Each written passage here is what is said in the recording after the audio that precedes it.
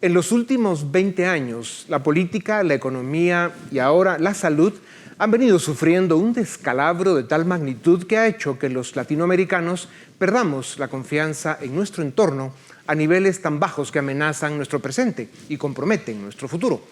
Lo más grave del fenómeno que vivimos es que estudios serios indican que hemos perdido confianza en nosotros mismos, en nuestras libertades y en el único sistema político que a través de la historia ha construido naciones modernas y prósperas. La democracia con división de poderes y la libertad con estricto respeto al Estado de Derecho representan ese modelo, esos valores, ese sistema de vida. Claro, esto hay que hacerlo realidad cada día y para eso hay que trabajar mucho, ser consistentes y disciplinados. La fórmula del éxito desde el principio de los tiempos. Para hablar sobre estos temas de gran importancia para Iberoamérica, tengo el privilegio de presentarles a Juan Ramón Rayo. Es doctor en economía, profesor universitario, columnista en varios diarios españoles, autor de más de una docena de libros sobre economía y comunicador de buenas ideas desde su canal de YouTube, el cual tiene más de 350,000 suscriptores. Doctor Rayo, bienvenido a Razón de Estado. El aumento en el costo de la vida preocupa y lastima a la gente, y más en estos tiempos del cólera. La inflación ha vuelto y, por ejemplo, la Reserva Federal de Estados Unidos ya no habla de que será transitoria o temporal. ¿Qué están haciendo los bancos centrales de las principales economías del mundo para contener la inflación? Y a tu parecer, ¿están haciendo lo que deben? Muchas gracias por la invitación. Desde luego es un placer estar aquí y dialogar y charlar contigo. Los bancos centrales, desde luego, han cometido en el año 2021 el que es uno de los mayores errores de gestión y de previsión de los últimos 40, 50 años. Ninguno de ellos, a comienzos de 2021, anticipó la inflación con la que hemos cerrado el año, una de las mayores tasas de inflación, ya digo, de las últimas décadas.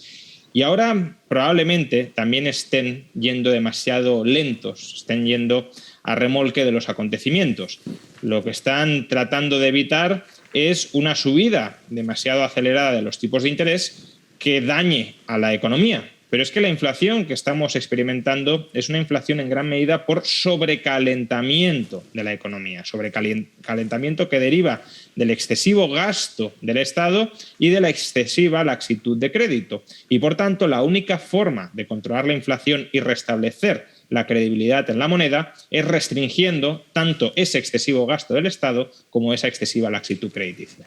Doctor, algunos economistas opinan que las medidas que deben tomar los bancos centrales para contrarrestar la inflación, tú ya explicabas algo del tema, podrían causar una recesión. Sin el fenómeno de aumento de precios, los números del crecimiento en la economía del mundo no son los más optimistas. ¿Qué dice tu bola de cristal? Bueno, lo primero es que no tenemos bolas de cristal, salvo que, intentamos, con lo que conocemos, hacer el mejor pronóstico posible. Y el pronóstico es algo similar a lo que estabas adelantando. Si estamos creciendo en parte de manera exuberante, de manera excesiva, porque se ha promovido un exceso tanto de gasto público como privado, evidentemente, si se toman medidas para atajar ese exceso de gasto, si se suben los tipos de interés para que los agentes económicos no tengan tanta facilidad para endeudarse a tipos de interés extremadamente negativos como los que tenemos hoy, o si se reduce el déficit público para que el Estado no esté insuflando tanto gasto adicional dentro de la economía, pues todo eso impactará en este crecimiento exuberante que estamos experimentando, en parte también como rebote de la caída previa del año 2020. Pero es que justamente si el crecimiento es excesivo, si la economía se ha sobrecalentado, eso es lo que hay que atajar. No se puede mantener una tasa de crecimiento económico excesiva, irracional, exuberante y al mismo tiempo controlar la inflación. Son dos fenómenos del mismo problema, que es el exceso de gasto financiado, sufragado, por la excesiva laxitud, por el excesivo déficit público y excesiva laxitud crediticia de los bancos centrales. Doctor, antes de regresar a ese tema, te quiero plantear una pregunta muy fácil en medio porque da el contexto. El discurso dominante de nuestro tiempo es que el capitalismo ha exacerbado las desigualdades. Sus detractores afirman que es un modelo cansado y cada día más dominado por las grandes corporaciones. En consecuencia, cada día vemos más grupos y gobiernos, en especial los populistas, hablar de legislación controladora, de precios máximos. Hablan de subir la presión fiscal para desde los gobiernos redistribuir el ingreso, ya me contarás. En fin, hablan de ideas fracasadas que nunca dieron nada bueno al mundo, pero están de regreso. ¿En qué se equivocan quienes propagan esas ideas y ese discurso? Bueno, en primer lugar se equivocan en anteponer la lucha contra la desigualdad al crecimiento económico. El problema verdaderamente acuciante en nuestro tiempo, en cualquier época, pero también en nuestro tiempo, es la pobreza, no es la desigualdad. Y lo que hay que tratar de conseguir es minimizar la pobreza. Y la pobreza se minimiza con crecimiento económico. Y el crecimiento económico se logra con libertad económica. Y, por tanto, anteponer un Estado mastodóntico que luche contra la desigualdad a un Estado moderado, pequeño, que dé oxígeno a los agentes económicos para que puedan generar riqueza y crecimiento en libertad, es un error. Ahora bien, es un error si tu objetivo realmente es incrementar a largo plazo el bienestar del mayor número posible de personas. Si tu objetivo, sin embargo, es acaparar poder político, si tu objetivo es obtener privilegios regulatorios, en gran medida también dentro del sector privado, si tu objetivo, en definitiva, es parasitar a otros conciudadanos con la excusa de que estás persiguiendo el interés general, entonces este crecimiento del Estado al que estamos asistiendo, esta hipertrofia estatal, puede ser muy conveniente para los intereses de muchos de los que la están promoviendo, aunque no sea conveniente para los intereses del conjunto de la sociedad. Doctor Rayo, la historia nos ha enseñado que existe una relación simbiótica entre la política y la economía.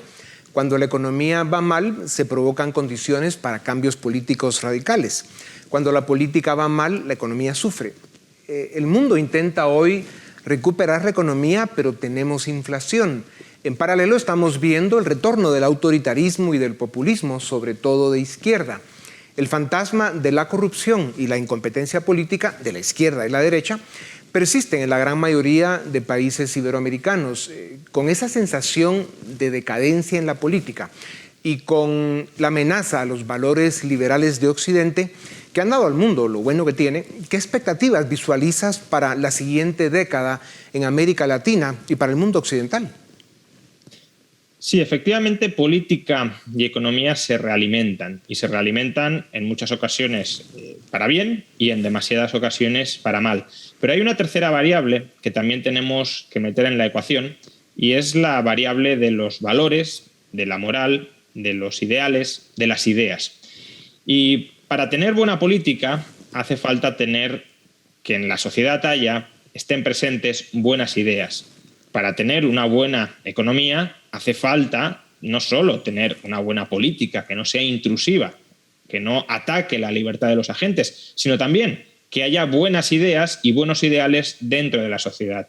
Por tanto, creo que el futuro no está en absoluto escrito, por muy mal que podamos estar ahora tanto en el plano político como en el plano económico, porque en gran medida el futuro va a depender de la lucha cultural, de la lucha por las ideas y por los ideales que seamos capaces de dar en la sociedad en la que ahora mismo nos encontramos. Si conseguimos promover buenas ideas y buenos ideales, avanzaremos tanto hacia una mejor política y hacia una mejor economía. Si nos quedamos estancados en la actual hegemonía de malos valores, de malas ideas, de malos ideales, ideales que refuerzan el poder político y que estrangulan la libertad individual, tanto en su plano civil como en su plano económico, entonces evidentemente sí podemos seguir descendiendo en esta decadencia de la cabeza. No sería la primera vez que el mundo pasa por estos ciclos. No cabe duda que los seres humanos caemos en la trampa de chocarnos una y otra vez con la misma piedra. Doctor, decir la verdad y explicar la complejidad que tiene la ecuación de la economía, el proceso económico. Explicar cómo las decisiones diarias de la gente en libertad la afectan. Y peor aún, explicar a una buena parte de las nuevas generaciones la mentira que es pretender trabajar poco, ganar mucho y, si es posible, que todo sea gratis, se han convertido en misión imposible. Lo fácil es el discurso de los populistas, pues estos mienten y engañan, ofrecen lo que saben que no cumplirán. Como dicen en tu pueblo, para vivir bien hay que currar y mucho. El problema es que las mentiras del populismo y del socialismo están invadiendo y avanzando. Como la historia nos enseña, las consecuencias serán graves. ¿Cómo se gana la batalla de las ideas, la batalla por la verdad, en un mundo con tanta complejidad y tan lleno de contradicciones? Decía Ludwig von Mises que si los enemigos de la libertad siguen repitiendo mentiras, nosotros tendremos que repetir más veces la verdad. Y creo que a la mentira se la derrota con la verdad. Se la derrota tratando de exponer esa verdad de la forma más hábil y más inteligente posible, porque desde luego en el otro lado también hay habilidad no solo para mentir, sino para mentir sin aparentar que se está mintiendo. Y por tanto, lo que debemos tratar de hacer es, primero, ofrecer un horizonte que sea una aspiración para la mayor parte de la sociedad, un horizonte de bienestar, un horizonte de armonía, un horizonte de libertad, un horizonte donde cada persona pueda realizar su propio proyecto de vida respetando el proyecto de vida de otras personas y donde pueda enriquecerse y donde pueda prosperar él, los suyos, sus familiares y la región, el barrio, el vecindario en el que se encuentra, y un horizonte que no se limite a vender esa promesa futura, desligada, desanclada de la realidad, sino un horizonte que sea realista y que sea fácil explicar a través de qué procesos basados en la evidencia de la que disponemos, basados en la ciencia económica, en la ciencia política, son los que nos pueden llevar a ese horizonte. Es decir, no vendiendo la moto a los ciudadanos con promesas inalcanzables, sino siendo transparentes, siendo sinceros y mostrando cuál es el ideal de las ideas del liberalismo hacia el que se puede realmente avanzar si tenemos una sociedad donde las personas respetan la libertad de otros y la propiedad de otros. Claro. Parte del problema, y que es muy grave, es que muchos de estos burócratas y funcionarios históricos de los gobiernos pues viven de ese sistema populista, de simplemente aprovecharse del sistema y de los presupuestos nacionales, y por eso es que no quieren que nada cambie. Al contrario. Doctor Rayo, América Latina pasa por un muy mal momento. Somos la región del mundo más afectada por las letras del alfabeto griego. Las economías están muy lastimadas y la gente más. La política está de miedo y tenemos 22 millones de pobres más respecto a 2019. El populismo de izquierda, bajo la sombría del Foro de Sao Paulo y del Grupo de Puebla, tienen cada día más control desde México hasta la Argentina. Y hay que decir, con el apoyo de Pekín y Moscú. En los últimos meses cayeron Perú, Chile y Honduras. En los próximos corren peligro Colombia y Brasil. Esto no pinta bien. No es que estos países estuvieran bien antes, pero con el populismo estarán peor. La incompetencia y la corrupción de gobiernos que se dicen de derecha ha abierto las puertas de regreso al socialismo del siglo XXI, como le llamó Chávez. Doctor Rayo, ¿cómo se rompe otra vez este círculo vicioso perverso y hasta dónde habrá que caer para que los pueblos entiendan que la libertad y las repúblicas democráticas son el único camino a la prosperidad? Claro, hay que trabajar y mucho. Pues el problema es que la vida del ser humano no es eterna y los que se dan golpes ahora no son los que se dan golpes dentro de 50 años.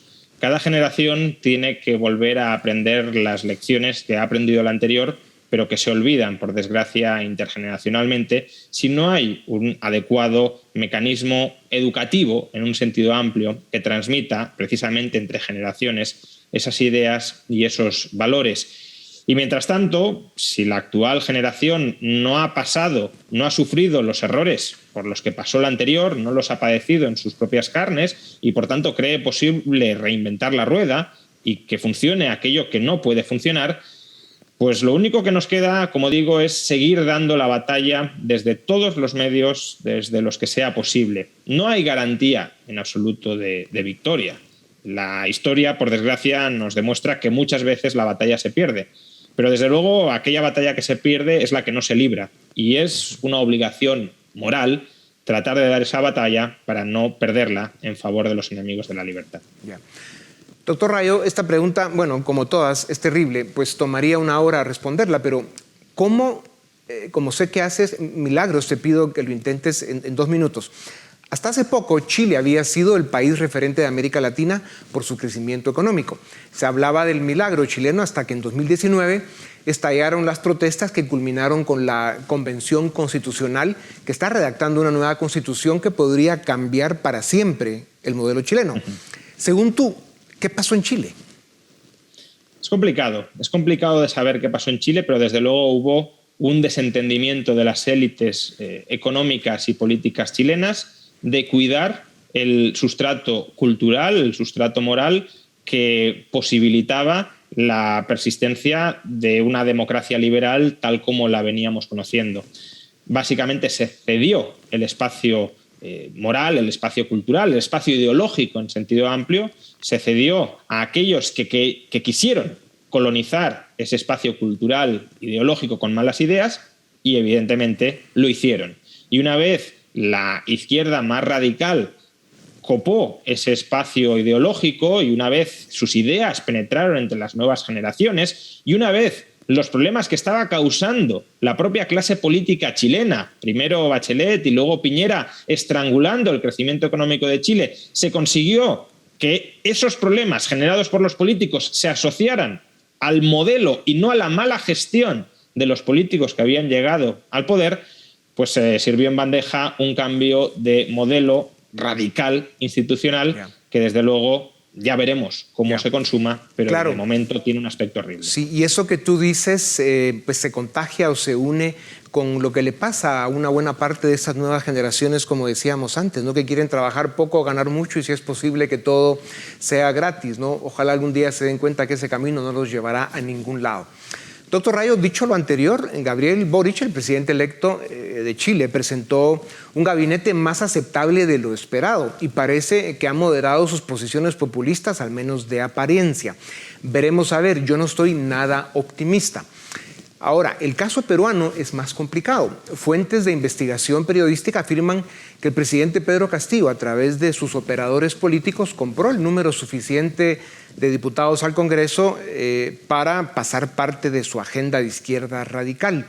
Y peor aún, la investigación reporta que el nuevo embajador de Cuba en Lima, un coronel de inteligencia cubana, experto en torturas, está a cargo de doblegar y corromper al ejército peruano para que vea para otro lado en lo que estos grupos, el Foro de Sao Paulo y el modelo chavista, pues instalan su modelo en el Perú. Como ya no nos queda tiempo, te doy 2 opciones de pregunta. ¿Qué pueden y deben hacer Europa y Estados Unidos para detener la caída de América Latina a manos del populismo de izquierda radical que promueve el Grupo de Puebla y sus aliados? O si no puedes responder, ¿qué crees que sucederá con las economías? Y más grave aún, ¿qué pasará con los pueblos de América Latina si pierden las democracias republicanas y la libertad? Bueno, lo que está claro es que si las democracias liberales no se implantan en Iberoamérica o si donde estaban implantadas desaparecen, ese es el camino hacia lo que los clásicos llamaban la tiranía y el empobrecimiento, es decir, vivir bajo el dictado de la clase política dominante y ser súbdito, no ser ciudadano con capacidad y medios para vivir tu propia vida.